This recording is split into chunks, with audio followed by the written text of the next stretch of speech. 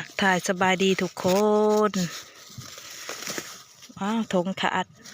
พบพ่อกับแม่คอมคือเก่าทางช่อง YouTube คอมมิลูกสาวนาพบพ่อกันคลิปวิดีโอนี่กะมาเอามักซารี่อยู่เพื่อนแม่ใจเนาะแม่ใจเพิ่นอัน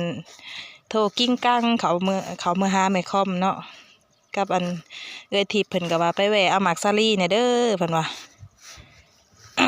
มาต้มสู่ลูกสู่หลานสู่แม่ใหญ่กินเพิ่นว่าเจอกันคลิปนี้ก็นำใจจากน้ำทิพย์และไอ้ลูกจาก USA ก็ส่งโดยตรงมาถึงพวกเฮาเนาะทางสปป.ลาวมื้อนี้ก็ได้ซาลี่มา3 ถุงพี่น้องเอื้อยกับอ้ายเพิ่นแบ่งให้ทางแม่ใจเพิ่นก็จัดแจงแยงเยิ่งให้เนาะทุกคน3 ถุงเฮาก็มาแบ่งปันกันกับ2 4 6 8 9แบ่งปันกันกับอันแม่แตงโมเนาะให้ลูกสาวเอื้อยทิพย์กับไอ้ลูกเนาะนางมีบุญ แม่ใจว่าให้เจ้า2 ถุงเด้อเพิ่นว่าเอื้อยเพิ่นสั่งพอดีแล้วว่าสิมาแหวะให้หลานตื่มอีกถุงนึงแม่ใจว่าปันกันกินเนาะเพิ่นว่าแนวอยู่แนวกินเพิ่นว่าโอ้ยขอบมกขอบใจหลายๆเด้อทางแม่ใจบัดน้องแตะเฮาเอื้อเฟื้อน้ำใจมาแล้วก็ที่ขาดบ่ได้ก็ขอบใจไปทางเอื้อยน้ำทิพย์และก็ไอ้ลูกจาก USA เนาะเกิดเป็นมือมาแต่ละมือมีแต่เอื้อยซื้อสู่กินโอ้ยคันเอื้อยบ่ซื้อสู่กินนี่บ่ได้กินได้หยำอีหยังน้ำบ้านน้ำเมืองเพิ่นแหละพี่น้องเอ้ยซอกบ่มาหาบ่ได้แม่คอมก็ได้คันเอื้อยกับอ้ายบ่เลี้ยงบ่อันปั้นน้ำใจมานี่แม่น คืนน้ำลายออกแล้วเห็นหมูกินหยังก็ได้นอลอยโอ้ยคืนน้ำลายเอียกๆแล้วลอยเอ้ยคันแม่ทิพย์กับพ่อลูกบ่เบิ่งซุมเฮานี่ตู้สบายดีพี่น้องทำไมดูสดชื่นแจ่มใสจังเลยวันเนี้ยฮะอยากย่างโอ้ยอยากย่างก็ขนาดไหนอยากยืนก็เลยยืนจับยืนแหละโอ้ยสมแจเอ้ยสมแจเอ้ยนั่งรถกับพ่อทะเลาะจะมาอยากลงแล้วอีร้อยสิบบายใช่ป่ะสิบคายใช่ป่ะเนาะคายกับคายโลดลูกชาวนาซาลีอันซาลีสีม่วงเอื้อยซื้อเอื้อยถีบซื้ออันมาหายจังหวะเกิดเป็นมือแต่ละแต่ละวันมีแต่เอื้อยซื้อสู่กินคันเอื้อยบ่ซื้อสู่กินน่ะแม่นคืนน้ำลายละอะไรชุมเฮาบุญเฮาเนาะโอ้ยซาถูกแหละคันเอื้อยบ่เบิ่งบ่แย่งนี่แล้วล่ะเฮ็ดได้แหละบุญพลาเฮาสำนี้เนาะลอยคันเอื้อยบ่เลี้ยงนี่ไปบ่รอดน่ะลอยเนาะคันแม่ทิพย์บ่เลี้ยงนี่อีร้อยนี่ไปบ่รอดแล้วน่ะลอยเนาะโอ้ยบืนใส่เป็นตึงใช่นั่นนะแต่ละมือแต่ละเด้นี่มีแต่ไหนเนาะใส่แต่เครื่องแม่ทิพย์แล้วเนาะนี่เนาะเอาขอบใจเอื้อยเพิ่นแน่ขอบใจหลายๆเด้อจะเทียบกับไอ้ลูกซื้อมากระโพดมาผ่าอีร้อยเพิ่นอยู่ดีไม่แห้งให้รับให้รวยโอ้จะแม่เพิ่นจิตใจดีจิตใจกว้างขวางเผื่อแผ่เบิดเอื้อยน้องทุกคนให้คนดีๆแห้งให้รับให้รวยเด้อจ้าถูก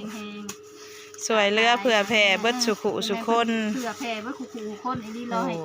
กินอิ่มนอนรับได้รอนี่คือยัดกินอิ่มหนุ่งอุ่นได้ดีแห้งให้รับให้รวยแหละจ้าถูกแหละให้ลูกให้เต้าเนาะให้น้องให้นุ่งให้ลูกให้ล้านเบิดสุขุทุกคนตลอดไปขายประกันภัยก็ให้เฮงรวยประกันภัยชีวิตประกันภัยยังเกาะประกันภัยเงินทอดให้ลูกค้าหลายๆเด้อเอื้อยกับอ้ายที่ขาดบ่ได้ก็อย่าลืมเข้าไปกดไลค์กดแชร์กดติดตามเด้อช่องแม่ทิพย์กับพ่อลูกเด้อเนาะลอยเนาะค่ะช่องแม่ทิพย์กับพ่อลูกอีร้อยในเด้อชื่ออันช่องตำรวจชูวานอยู่ต่างแดนเด้อเข้าไปกดไลค์กดแชร์ให้แม่ข่อยแน่เนาะลอยเนาะไปกดไลค์กดแชร์ให้แม่ทิพย์กับพ่อลูกข่อยเนี่ยเด้อ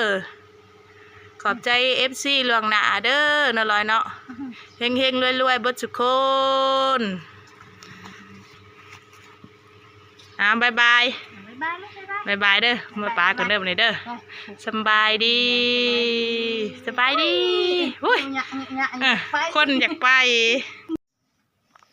เบิ่งหูปโสมภายนอกเป็นตาแสบขนาดโคนมักสดีอยู่นี่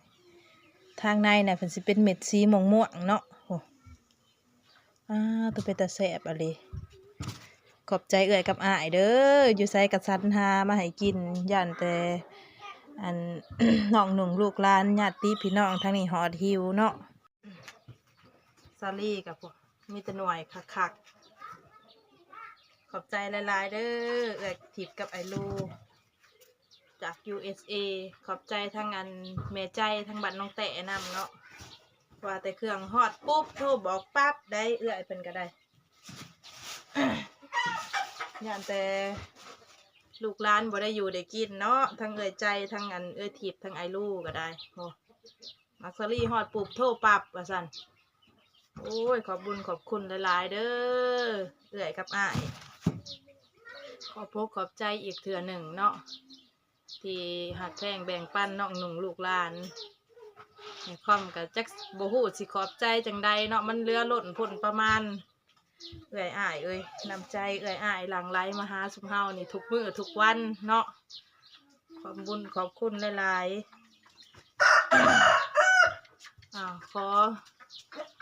ขอบมกขอบใจให้เอื้อยอ้ายอยู่ดีมีแห้งเด้อความเจ็บอย่าได้ความไข้อย่ามีให้อายุหมันควันยืนให้ร่ำให้รวยกว่าเก่าเนาะขายประกันภัยชีวิตประกันภัยเงินทอนก็ให้ลูกค้าได้หลายหลั่งไหลมากคือสายน้ำนี่คือสายน้ำสายลมแสงแดดนี่เนาะแต่ละมื้อแต่ละวันลูกค้าเอื้อยกับอ้ายให้หลั่งไหลมาแบบนั้นเด้อบ่ให้ขาดสายบ่ให้ขาด มื้อขาดวันเนาะให้หั่งให้มีให้ร่ำให้รวยกว่าเก่าเด้อเฮ็ดหยังกระทำหยังกะให้เจริญหุ่งเฮืองฝากกดไลค์กดแชร์กดติดตามอีกทีหนึ่งเด้อพี่น้องเอ้ยขอบใจจนบ่ฮู้สิขอบใจจังใดเนาะแบบว่าคำได้กับ ว่าออกมาเบิดเดี๋ยวโจ๊กจักบ่จักแนวว่าเดียวนี่พี่น้องเอ้ยน้ำใจเอื้อยกับอ้ายนะอุ้ยหาใส่บ่ได้แล้วแบบนี้แต่ละมื้อแต่ละเดย์โอ้ยเนาะเห็ดได้กับบ่คักแม่คอมเอ้ย ต้มหมักซาลี่ก่อนพี่น้องเอ้ยบานนี้ค่ะฝากเข้าไปกดไลค์กดแชร์กดติดตามช่อง YouTube ตำรวจสุวรรณอยู่ต่างแดนเด้อพี่น้องกดไลค์กดแชร์กดติดตามเป็นกำลังใจให้เอื้อยกับอ้ายทาง USA เด้อเอื้อยน้ำทิพย์กับไอลูขอบมุกขอบใจหลายๆขอบใจหลวงหนาขอบใจ FC ทุกผู้ทุกคนที่เข้าไปกดติดตามส่องเอื้อยกับอ้ายเด้อ สมมาพาควนพี่น้องเอ้ยแม่ความกะสิเอามักซรี่ไปต้มสู่ลูกสู่เต้าสู่เมถากินก้อนบาทนี่พบพ่อกันคลิปหน้าเนาะพี่น้อง ลาพี่ลาน้องไว้สำนีเด้อสำหรับคลิปนี้สบายดี